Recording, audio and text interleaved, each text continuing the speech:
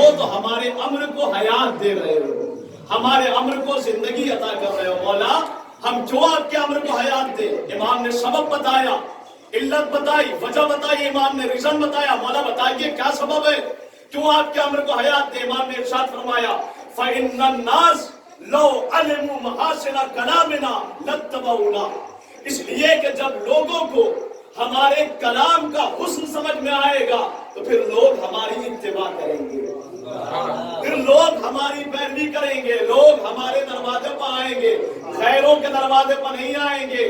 وہ افراد کے جو تبلیغ اسلام کرتے ہیں، اس مجلس کے ذریعے سے میں انہیں پیغام دینا چاہتا ہوں، اپنے بیان سنانے کی ضرورت نہیں، امام کے حدیث کے مطابق امام کے قول سناؤ، دنیا خود تیرے اہل بیت پر آ جائے گی۔ صلوات پڑھے محمد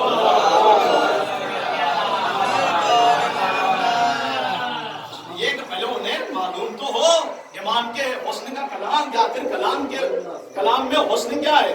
اور ظاہر سی بات ہے کسی بھی کلام کے حسن کو سمجھنے کے لیے پہلے ہمیں کلام کا جاننا ضروری ہے۔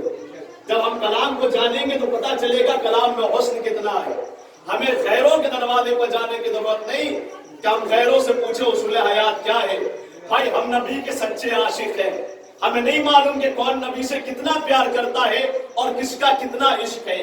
ہم اپنے عشق کے ذمہ دار ہیں، ہم اپنی محبت کے ذمہ دار ہیں۔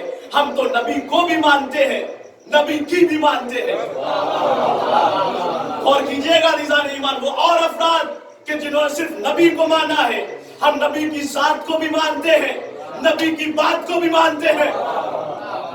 ہم نے نبی کو بھی مانا ہے، نبی کی بھی مانی ہے۔ کہنے لگے کیا مطلب؟ صاحبہ نے تشریف فرمائے، ہم نے کہا نبی نے ارشاد فرمایا متفق علیہ طور پر علماء اہل سنت نے اور علماء اہل تشیع نے حضور کی یہ حدیث نقل کی کہ نبی نے ارشاد فرمایا انی تارک فیکم الثقلین، کہ میں تمہارے درمیان دو گرا قدر چیزیں چھوڑے جا رہا ہوں، ایک قرآن ثابت ہے، ایک قرآن ناطق ہے۔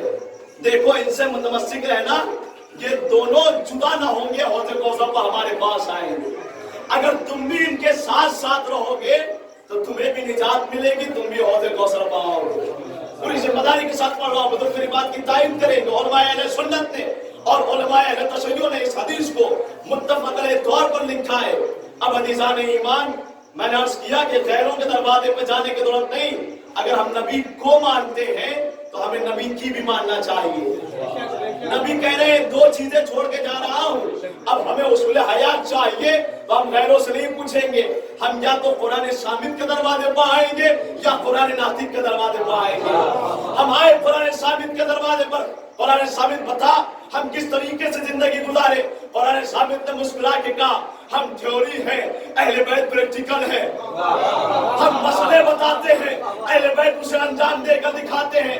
مثال دے دو، صاحبان تشریف فرما ہے جن کی تاریخ پر نظر ہے، وہ افراد کہ جو قرآن کے وارث نہیں تھے، انہوں نے فیصلہ سنا دیا کہ چوری کرنے والے مرد اور چوری کرنے والی عورتوں کے ہاتھ کاٹ دیے جائے، لیکن جو قرآن کا پریکٹیکلی طور پر پیغام سنانے آئے تھے ان کے ایک فرد کھڑی ہوئی اور اس نے کہا خبردار ہاتھ نہیں کاٹا جائے گا، انگلیاں کاٹی جائیں گی۔ صلوات پڑھے محمد۔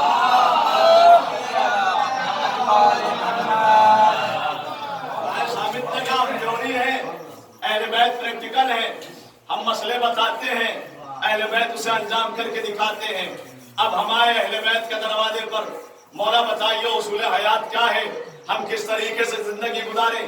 یا علی آپ بتائیے، علی نے کہا نادان گھبرا نہیں، تو میرا چاہنے والا ہے، تو میرا عاشق ہے، میں تجھے وہ عروج عطا کروں گا، وہ بلندی عطا کروں گا کہ کائنات حیرت سے دیکھے گی، کائنات تعجب سے پوچھے گی یہ کون ہے جو اتنا بلند ہے، یہ کون ہے جو اتنا اعلیٰ ہے، یہ کون ہے جو اس بلندی پر فائز ہے۔ تو کائنات والے جواب دیں گے یہ علی کے عاشق ہیں، یہ حسن کے ماننے والے ہیں، یہ نبی کے ماننے والے ہیں، یہ حسین کے ماننے والے ہیں، یہ سجاد کے ماننے والے ہیں، یہ باقر کے ماننے والے ہیں، یہ صادق کے ماننے والے ہیں، یہ قاسم کے ماننے والے ہیں، یہ رضا کے ماننے والے ہیں، یہ تقی کے ماننے والے ہیں، یہ نقی کے ماننے والے ہیں، یہ عسکری کے ماننے والے ہیں، یہ امام مہدی آخر الزمان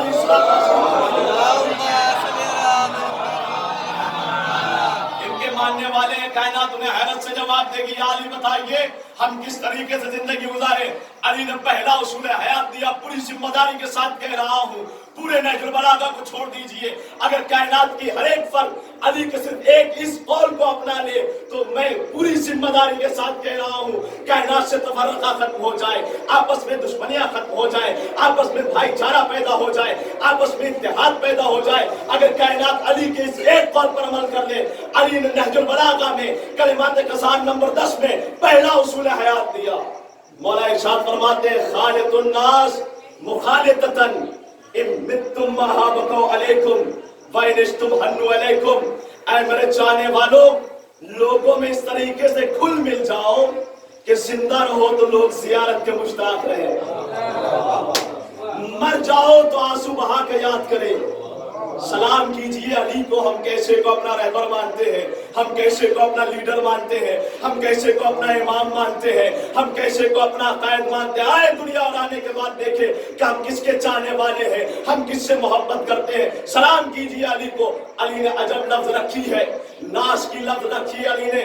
या अली, यहाँ मजहब कहा गया, यहाँ फिरका कहा गया, क्या नहीं, मैं ऐसा उसूल हयात दे रहा हूँ कि अगर लोग इस पर अमल करें तो हिंदू मुसलमान भाई भाई हो जाए, सुन्नी शिया भाई भाई हो जाए, लोगों में इस तरीके से घुल मिल जाओ। अली ने यहाँ किसी फिरके की बात नहीं की है, मजहब की बात नहीं की है। अली ने इंसानियत को खिताब करके ये पैगाम दिया है और उसूल हयात दिया है। अली का ये पहला उसूल हयात, अगर हम अमल कर लें तो हमारी जिंदगी संवर जाए। यानी बताइए हम किस तरीके से जिंदगी गुजारे। अली ने दूसरा उसूल हयात दिया, उठाइए कुरानुल हकम किताब का नाम, इफ़अलू जमीलल खिताब तस्मऊ जमीलल जवाब। ऐ मेरे चाहने वालों, देखो हमेशा कलाम खूबसूरत करो ताकि तुम्हें जवाब भी खूबसूरत मिले। इसीलिए तो कहा गया, साहब अलैहि तशरीफ फरमाए, मीठी वाणी बोलो के मन का आपा खोए। कभी ने यूं ही थोड़ी कह दिया, खूबसूरत कलाम करो ताकि तुम्हें जवाब भी खूबसूरत मिले।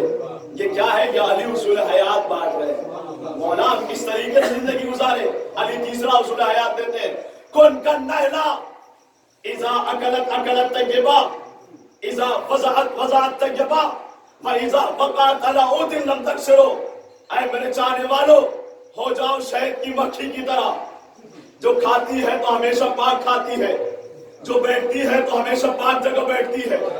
तीसरी जो सिफत बयान की अली ने सलाम वाली की जात के ऊपर, वइज़ा वक़अत अला उदिन लम तकसिरो, और जब किसी फूल पर बैठकर उड़ जाती है तो फूल को सर्रा बराबर भी नुकसान नहीं पहुंचाती।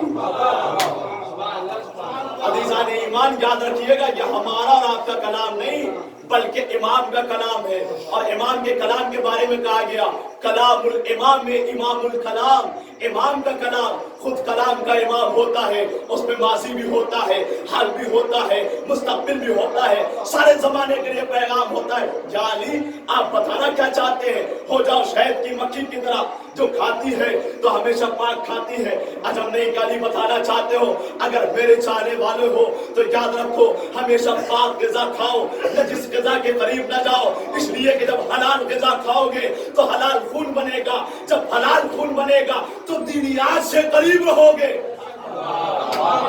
दीन से दूर नहीं जाओगे।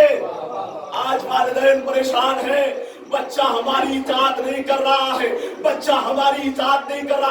अरे कैसे इताअत करेगा? इमाम ने कहा है, जब शिकम माले हराम से पुर होता है तो नसीहत असर नहीं करती। सलवात पढ़े मोहम्मद।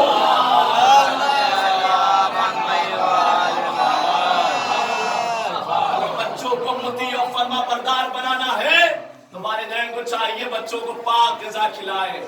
जब पाक ग़िज़ा खाएगा दुनिया से करीब रहेगा। उसके बाद अली कहते हैं, जो खाती है तो हमेशा पाक खाती है, जो बैठती है तो हमेशा पाक जगह बैठती है। या अली मतलब क्या है? कहा देखो, हर मजलिस में न जाना, हर जगह न बैठ जाना। अली का चाहने वाला हर चौराहे पर नहीं बैठता बल्कि देख कर बैठता है। एक सलवात पढ़े।